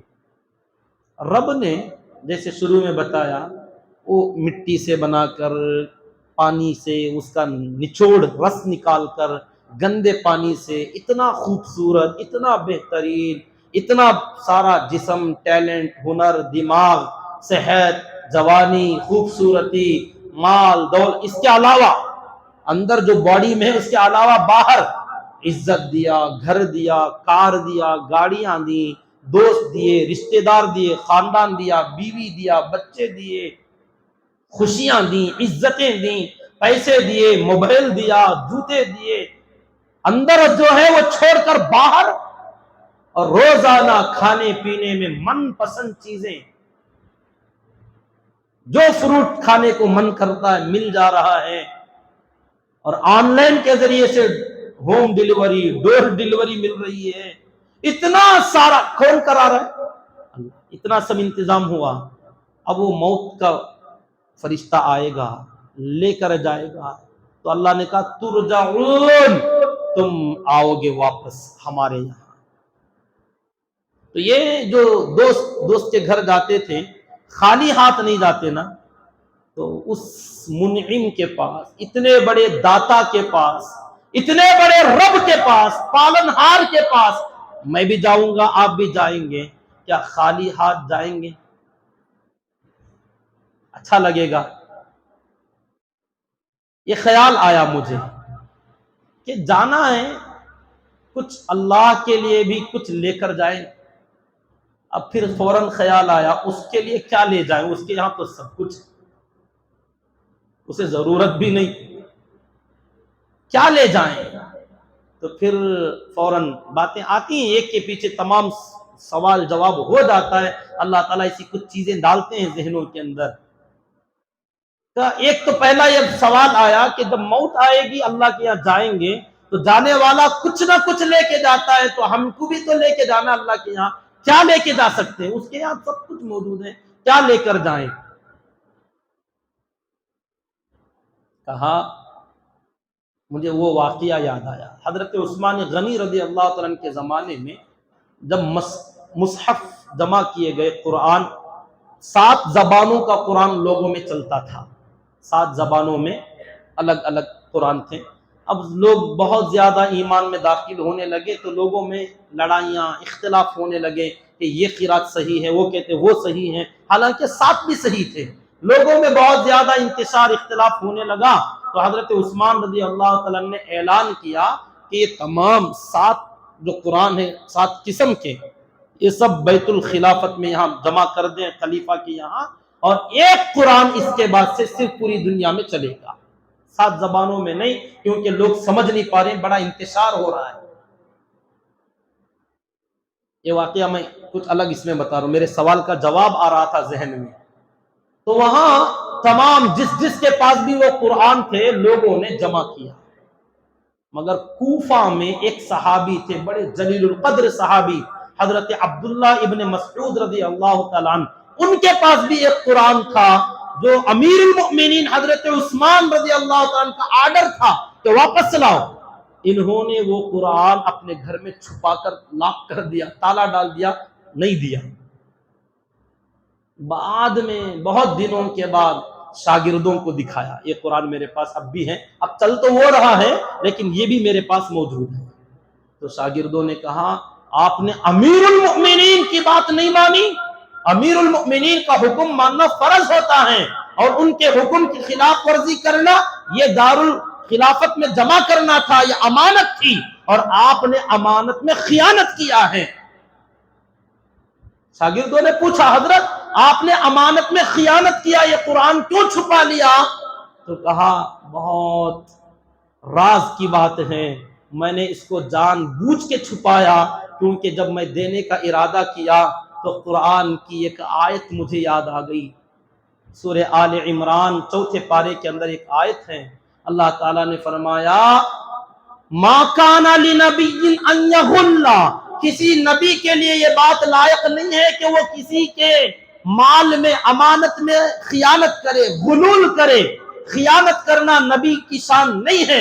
پھر آگے اللہ نے اصول بیان کیا وَمَن يَغْلُلْ يَأْتِ بِمَا غَلَّ يَوْمَ الْقِيَامَةِ، یاد رکھو جو کوئی بھی دنیا میں کسی کی بھی امانت میں خیانت کرے گا وہ خیانت کا مال لے کر اللہ کے یہاں آئے گا. تو یہ آیت مجھے یاد آئی تو میں نے کہا سارے لوگ خالی ہاتھ جائیں گے، میں اللہ کے سامنے جاؤں گا تو قرآن لے کر جاؤں گا، کیونکہ اللہ نے کہا جو خیانت کرے گا وہ خیانت لے کر میرے پاس میں آئے گا. میں نے رب کا قرآن خیانت میں لیا ہے تاکہ اللہ کے دربار میں جاؤں تو قرآن لے کر جاؤں. یہ ان کا اپنا عمل تھا. اب یہ کہہ کر آپ مسجد کا قرآن چرا کے نہ لے جائیں، میں بھی لے جاتے، یہ مت کرو. یہ ان کا ایمان تھا، یہ ان کا تقوی تھا، سمجھے؟ وہ ان کا اپنا ذاتی تھا، وہ جو اپنا خاص تھا نا وہ منگوائے تھے، لاؤ جمع کرو بول کے، یہ دوسرے کا مت لے جاؤ. جی تو اب اس کا جواب مجھے ملا، اللہ کے یہاں تو سب ہیں، کیا لے کے جائیں گے؟ ہر بندہ جب جائے گا نا اللہ پوچھیں گے تیرے پاس میرا قرآن ہے کتنا ہے؟ جتنا ہے سنا. پڑھ. اقرا ورتقی ورتل کما کنت ترتل فی الدنیا فإن منزلتک عند آخر آیت تقرأها. آقا نے فرمایا میرے بندے، اللہ پوچھیں گے اقرا، پڑھ. ہر ایک سے پوچھیں گے تیرے پاس قرآن ہے؟ تیرے پاس ہے قرآن؟ یہ نہیں کتابوں والا یہاں ہے، کہے گا ہے، پڑھ. اقرا، اور دیکھ جتنا پڑھے گا نا ورتقی، جنت کے درجے بلند ہوں گے تیرے، تو اسٹپ اوپر بڑھے گا. معلوم ہوا جنت کے درجے اوپر بڑھتے یوں، ایک ایک آیت قرآن کا ایک درجہ ہے جنت کا. یہ حدیث میں ہے. اقرا ورتقی، اقرا ورتقی، پڑھ چڑھ، پڑھ چڑھ. اور فرمائیں گے ورتل کما کنت ترتل فی الدنیا، ٹہر ٹہر کر تجوید سے حضرت جیسے پڑھتے تھے، علماء جیسے پڑھتے تھے ویسا پڑھ، من گھڑت نہیں. میرا قرآن جیسے میں نے دیا ویسا سنا، بدل کے نہیں لانا، نہ الفاظ بدلنا، نہ معنی بدلنا، نہ لہجہ بدلنا، نہ انداز بدلنا. نبی نے فرمایا اقرأ القرآن فی لحون العرب، عرب کے لہجے میں قرآن پڑھا کرو، جیسا اللہ نے دیا ویسا پڑھو. الفاظ بھی وہی ہونے چاہیے اور انداز بھی وہی ہونا چاہیے. وہ نہیں جو گھروں میں ہماری آپائیں پڑھتی ہیں، کھینچ تانچ کے زبر کو اتنا کھینچ دیا، حذف کر دیا، الٹا سیدھا. نہیں، ایک شرط ہے ورتل، ترتیل سے پڑھ، کما کنت ترتل فی الدنیا، تجوید سے جیسے دنیا میں پڑھا جاتا تھا نا ویسا پڑھ. پھر فرمائیں گے فَإِنَّ مَنزِلَتَكَ عِنْدَ آخِرِ آیَةٍ تَقْرَؤُهَا. یہ جو ہے جنت کے منزلیں ہیں، step by step, Hare step میں الگ الگ ہوگا. جیسے تم بڑھتے جاؤ گے، ایک چھوٹی سی ٹرین آپ لے لو، جنرل میں چڑھو تو الگ انداز ہے، سلیپر میں جاؤ تو الگ ہے، اے سی میں جاؤ ٹو ٹیر ون وہ جو ہوتا نا اس کا اے سی کا الگ انداز ملے گا آپ کو. تو یہاں پر لوگوں نے فلیٹ میں جاؤ تو وہاں پر بھی الگ کیٹیگری کے ہوتے ہیں، تو ہر ایک کے لیے انداز الگ ہوگا، انتظام الگ ہوگا. تو جنت میں بھی ہر جگہ پر تمہارے حساب سے الگ ہوں گے. تم جہاں رکو گے قرآن پڑھتے پڑھتے کہو گے اللہ اسٹاپ ہو گیا. سورہ فاتحہ پڑھ کے رکو گے 7 آیتیں، انا آتینا پڑھو گے 3 آیتیں، قل هو اللہ احد پڑھو گے 3 آیتیں. بس جتنا پڑھتے جاؤ گے، جتنے سورے یاد ہیں وہاں جاؤ گے، رک جاؤ گے. کوئی بندہ ہوگا اے اللہ کیا بھی نہیں ہے، کیا بھی نہیں لے کے آیا، تیرے دربار میں آنا بھی تھا، معلوم بھی تھا، تو نے دیا بھی تھا، گھر میں رکھا ہوا بھی تھا، لینا بھول گیا. کچھ لے لیا ہوتا. میرے دوستو بڑے افسوس کے ساتھ کہنا پڑ رہا ہے آج ہمارا یہ قرآن سب سے زیادہ مظلوم ہے، اور لوگ سمجھ رہے ہیں ہمیں ضرورت نہیں ہے. سب سے زیادہ ضرورت تمہیں پڑے گی، مردوں کی ضرورت نہیں، زندوں کی ضرورت، ہر بندے کی ضرورت. رب کے سامنے کوئی چیز نہیں لے جا سکتے، ہاں لے جاؤ گے تو یہ ہے قرآن. سینے میں بٹھاؤ، یاد کرو کیا کمال ہوگا اس بندے کا جو الف لام میم سے شروع کرے والناس پہ ختم کرے. دیکھتے دیکھتے پگڑیاں گر جائیں گی کہ کہاں چلا گیا. جس کو پورا قرآن یاد ہو، یہ تراویح میں پڑھنے کے لیے نہیں، لوگوں کو سنانے کے لیے نہیں. بڑا افسوس ہوتا ہے جب ہم قرآن پڑھتے ہیں. بہت سارے لوگ کہتے ہیں مولانا رمضان کی تیاری، یہ جملہ مجھے گالی لگتا ہے، گالی. رمضان کی تیاری، میں نے کئی لوگوں کو کہا یہ رمضان کی نہیں، موت کی تیاری ہے. کیونکہ رمضان بہت دور ہے میرے دوستو، بہت دور، 15 دن، موت اس سے قریب ہے. پتہ نہیں رمضان کے آنے تک میں رہوں گا کہ نہیں، آپ میں سے رہیں گے کہ نہیں. کاش کہ اس حقیقت کو تھوڑا سمجھ لو. بڑی غفلت میں جی رہے میں اور آپ، بڑی غفلت میں. ہم سمجھ رہے ہیں ابھی لمبی عمریں ہیں ہماری. نوجوان اپنی جوانی کو کہاں کھو رہے ہو، نشے میں، عیاشیوں میں، بیکاریوں میں، نالیوں میں، چرنڈیوں میں. کیا یہ تمہاری حیثیت تھی؟ یہ تمہاری اوقات تھی؟ اللہ نے اتنے کروڑوں لوگوں میں ایمان تمہیں اس لیے دیا تھا کہ تم نشہ کرو؟ کون سمجھائے گا ان بچوں کو؟ یہ سمجھتے ہیں کہ یہ زندگی ایسی رہے گی. یہ جوانی ایسی ہی رہے گی. چند دن بڑا قیمتی اللہ نے تمہارے اندر ایک جوہر رکھا ہے. بچے اب دیکھو کتنے لوگ ویلنگ کر رہے ہوں گے، ان کو کوئی بتائے یار تم تھوڑا سا گرو گے نا، تمہارے سامنے تمہارا پورا فیوچر، تمہارا مستقبل ہے یار، تمہاری شادی ہے، تمہاری بیوی ہے، تمہارے بچے آگے آنے والے، وہ نہیں تو تمہاری بوڑھی ماں ہے، تمہارا باپ ہے، تمہارے گھر میں تمہاری بہنیں تمہارا انتظار کر رہی ہیں. تم ہاتھ پر توڑواؤ گے، اپنی ریڑھ کی ہڈی توڑواؤ گے، اپنا پیشاب پاخانہ ماں باپ سے صاف کراؤ گے جوان بیٹے ہو کر، اچھا لگے گا؟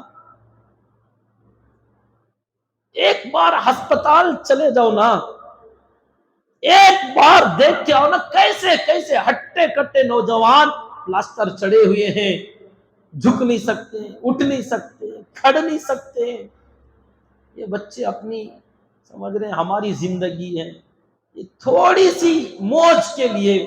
صبح میں دیکھا 2 بچے ہاتھ چھوڑ کے چلا رہے ہیں، کوئی نہ تمہاری ویڈیو لے رہا، نہ کوئی تمہاری فوٹو لے رہا ہے، تمہیں کوئی ایوارڈ نہیں ملے گا، گینس بک میں تمہارا نام نہیں آئے گا.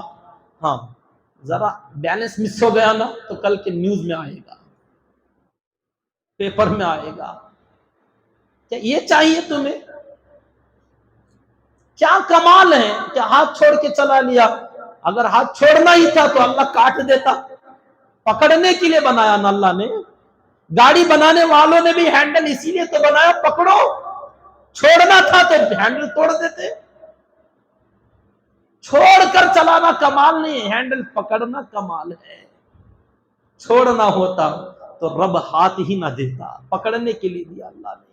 اپنی قیمت تو سمجھو، یہ اعضا ایک بار جائے نا، پوری دنیا مل کر تمہیں یہ چیز واپس نہیں دے سکتی. آج ہی عصر میں ایک بڑا عجیب مسئلہ پڑا، جن لوگوں نے سنا بڑا عجیب لگا. کہا جس کے دونوں ہاتھ کوہنیوں سے اوپر تک کٹ گئے ہوں، ملیں گے آپ کو دنیا میں، دونوں ہاتھ کٹ گئے. اب ایسا آدمی استنجا کو جاتا ہے، لیٹرین میں جاتے ہیں، تو وہ صفائی کیسے کریں گے اپنی؟ جانا تو ضرورت ہے، ہاتھ کوہنیوں تک کٹے ہوئے ہیں، صفائی کیسے کریں گے؟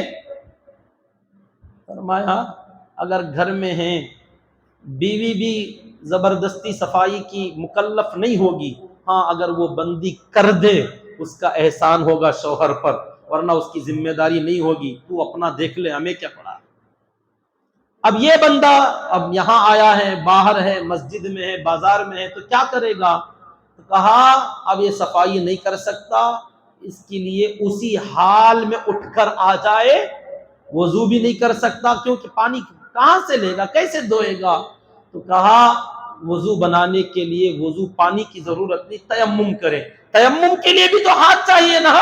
تو کہا چہرہ دیوار سے لگائے، ایک طرف ادھر ایک طرف ادھر، اسی پیشاب کے ساتھ، اسی پخانے کے ساتھ، اسی چہرے کے ساتھ آؤ، ویسے ہی پڑھ لو، تمہاری نماز ہو جائے گی.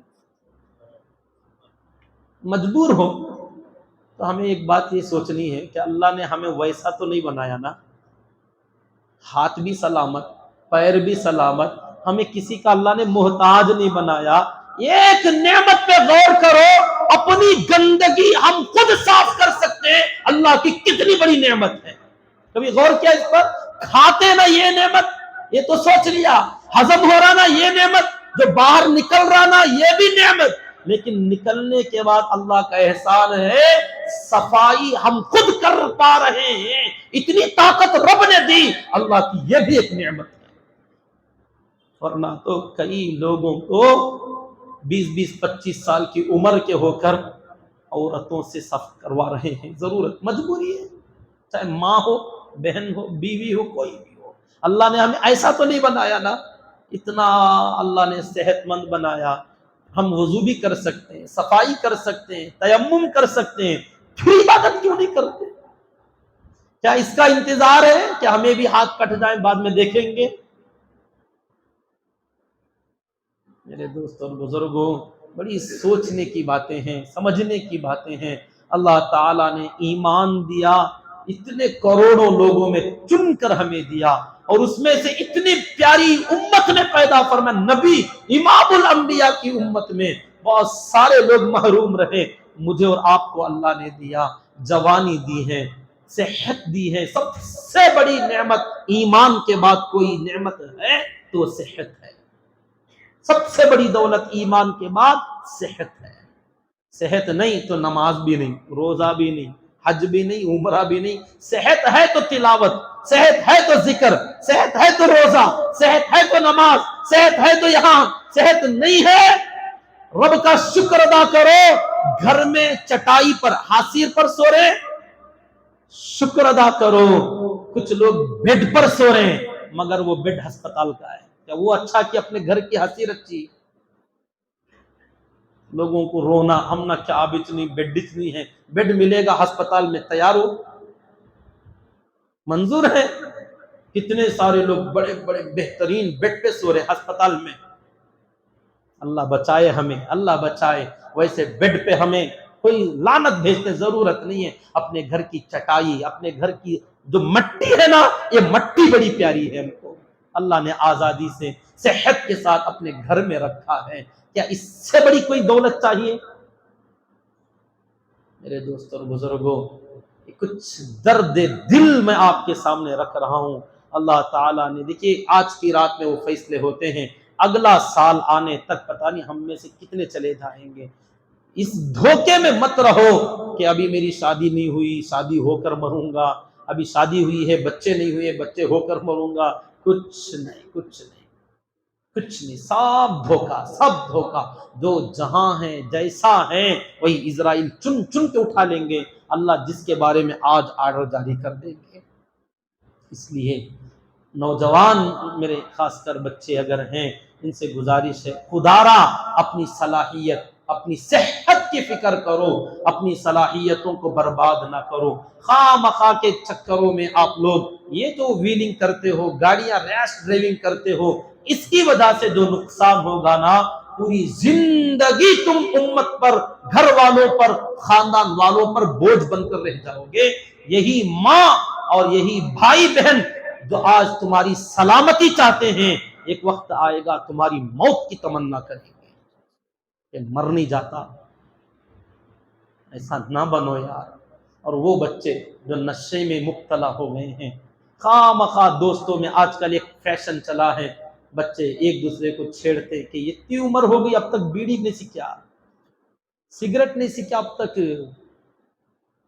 ان چیزوں میں نہ جاؤ، نقصان ہے، ہلاکت میں نہ جاؤ۔ لا تلقوا بأیدیکم الی التہلکہ، خدا را اپنے بچوں کو بچائیں، حفاظت کریں۔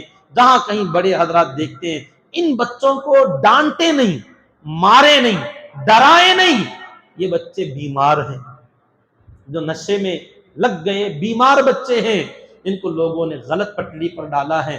جو بڑا دیکھے ان کو سلام کرو، پیار سے ان کے پاس جاؤ، وقت ملا تو بیٹھو، ان کی ایک ایک چیز دیکھو، اور گالی مت دو، ڈانٹو مت۔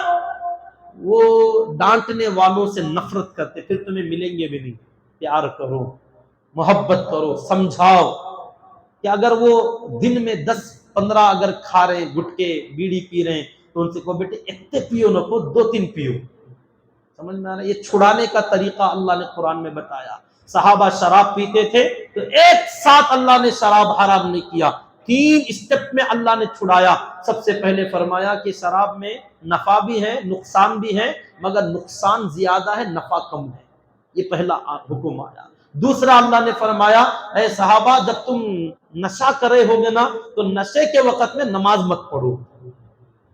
تو اب خیال آیا یار یہ اتنی بری چیز ہے، اب صحابہ تھوڑا پرہیز کرنے لگے کہ دوپہر میں اگر پیتے تو عصر تک نشہ نہیں اترا، تو عصر میں پیتے تو مغرب عشاء بازو بازو، تو دن بھر بچے رہتے، رات میں سوتے وقت پی کے سوتے، صبح تک نشہ اتر جاتا۔ اب یہاں تھوڑا کنٹرول ہوا تو اللہ تعالیٰ نے فرمایا اب چھوڑ ہی دو نا، چھوڑ ہی دو۔ تو صحابہ نے شراب کو ایسا بہایا، تمام مدینے کی گلیوں میں ایسا لگ رہا تھا جیسے شراب کی بارش ہو گئی۔ یہ چھڑانے کا طریقہ بتلا رہا ہوں. جو بچے اگر اس طریقے سے ملوث ہیں پیار سے سمجھانے کی ضرورت ہے، کیونکہ ماحول اسکولوں کا کالجوں کا بڑا بگڑا ہوا. لوگ اس کو اپنی طاقت سمجھتے ہیں، اپنے جوانی کا ایک نشانی سمجھتے ہیں کہ نوجوان ہوا ہو تو کچھ دم مارنا چاہیے. تو ایسے بچوں کو سمجھائیں، خاص کر ویلنگ کے بارے میں اور یہ نشے کے بارے میں، اور بھی بہت ساری چیزیں جو موبائل کے اندر اپنا قیمتی وقت ضائع کر رہے ہیں. حالات بڑے پر خطر آنے جا رہے ہیں، ملک کے حالات بھی بڑی تیزی سے بدل رہے ہیں. ہمارے اکابرین بڑوں کی طرف سے ایک درخواست ہے کہ نوجوانوں جو بھی 40 سال سے اندر والے ہیں، آپ اب تک جیسے اٹھتے تھے نا ویسے مت اٹھو. اٹھنے کا وقت چینج کرو، ذرا جلدی اٹھو، فجر کے وقت میں اٹھو، نماز پڑھو، نماز کے بعد کم سے کم آدھا گھنٹہ واکنگ میں، ایکسرسائز میں، کچھ نہ کچھ ایکٹیویٹی اپنی رکھو تاکہ اپنے جسم کے اندر پھرتیلا پن آئے. حالات اب تک کے جیسے تھے ویسے نہیں ہیں.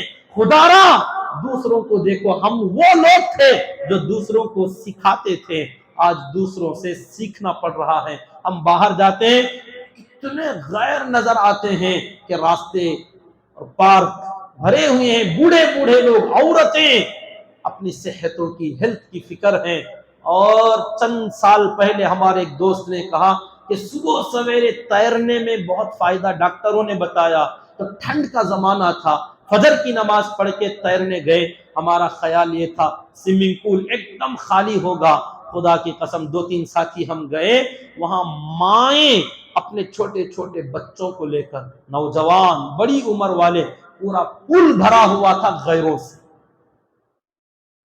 ہم 2-3 آدمی مسلمان، ہمیں بریانی، ہڈاں، نلیاں.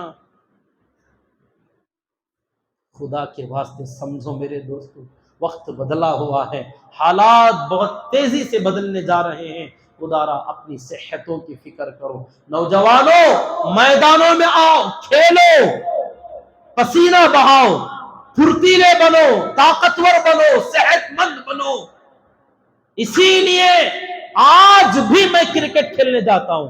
شوق بچپن سے ہے، مگر ایک ضرورت ہے تاکہ ہماری وجہ سے نوجوانوں کو ایک میسج ملے کہ ہم اس عمر میں بھی، اور الحمدللہ ایسا نہیں جیسے ہم جاتے تھے تو کچھ لوگ 40 کے بعد والے آتے تھے تو ان کو حضرت کون کی وہ ڈال لیتے، چپ کے سائیڈ میں ڈمی پلیئر کھڑا کرتے. الحمدللہ مجمع میں کہتا ہوں نوجوانوں کے بیچ میں جس ٹیم میں جاتا ہوں نا الحمدللہ کیپٹن بننے کی صلاحیت ہے. اپنے دم پہ میچ جتا سکتا ہوں، یہ چیلنج کروں گا میں انشاءاللہ. نوجوانوں کے ٹکر کا کھیل ہم کھیلتے آج بھی فخر کے ساتھ کہتا ہوں یہ جملہ میں. کیوں؟ کیونکہ ہمارے بہت سارے نوجوان 20 سال کے ہیں مگر طاقتیں ان کی 40 سال والوں کی طرح، ان سے بھی زیادہ مریل، دبلے پتلے، کمزور. دبلا ہونا عیب نہیں، کمزوری. اللہ اکبر کبیرہ. جسم کے اندر اللہ نے جو طاقت دیا اس کو بڑھاؤ، اپنے اندر یہ پھرتیلا پن لاؤ. صبح سویرے اٹھو، طاقت اصل میں اللہ نے رکھی ہے صبح کے وقت کی ہوا میں. صبح سویرے جاگو اور ہوا، وہ جو صبح کی پاکیزہ ہوا ہوتی نا، اس ہوا کو لو، باہر نکلو اور ایکسرسائز کرو، واکنگ کرو، جاکنگ کرو، کچھ تو بھی کرو. صحتوں کی حفاظت کرو، ایمان کی حفاظت کرو. میں نے 2 چیزوں کا آج بتلایا کہ موت کے آنے کے وقت میں ہماری موت اچھی ہو جائے تو اس کے لیے ضروری ہے کہ ایمان صحیح سلامت رہے، اور موت کے آنے تک ہم کسی کے محتاج نہ بنے تو اس کے لیے ضروری ہے کہ صحت اچھی رہے. تو یہ 2 ہی چیزیں میں نے آج کے پورے بیان کے اندر خلاصے کے طور پر عرض کیا ہے. اللہ تعالیٰ سے دعا کریں کہ اللہ رب العزت مجھے بھی، آپ کو بھی، پوری امت کو اللہ تعالی عمل کرنے کی توفیق نصیب فرمائے. موت سے پہلے موت کی تیاری اور موت تک اللہ تعالی کبھی کسی کا محتاج نہ بنائے. ایک اور دعا بھی یاد کر لیجیے، اللہ سے یہ بھی دعا کیجیے کہ اللہ مرتے دم تک ہمیں اپنی اولاد کا بھی محتاج نہ بنائے، اولاد کا بھی محتاج نہ بنائے. لوگ سمجھتے میرے بچے، میری اولاد. زمانہ بدلا ہوا، اولاد بھی 2-4 دن خدمت کرے گی، کہتے بڈھا مرتا نہیں. وہ زمانہ گیا، ماں باپ کی خدمت کو नसीब समझते थे। माँ बाप, बूढ़े माँ बाप को देखना अपनी इबादत समझते थे। आज तो ओल्ड एज होम तुम्हारे लिए बने हुए हैं। इन बच्चों के भरोसों पर न रहो। अल्लाह हमें, ये दुआ करो अल्लाह से, अल्लाह हमारी औलाद को अच्छी जिंदगी दे, खुशहाल जिंदगी दे, नेमतों से नवाज, मगर इस औलाद का मोहताज हमें न बना। समझे? अल्लाह से दुआएं करो। आज की रात में खूब मांगो, इनफिरादी तौर पर भी मांग लिया करो। कुछ अजीब अजीब कुछ मांगना पड़ता, वक्त के हिसाब से, जमाना बदलता रहता है। अल्लाह करे हम सब के हक में अल्लाह ताला खैर के फैसले फरमाए, हमारे मुल्क के अंदर अल्लाह ताला अमन व अमान के फैसले फरमाए। आमीन व आखिर दावाना अनिल हम्दुलिल्लाहि रब्बिल आलमीन।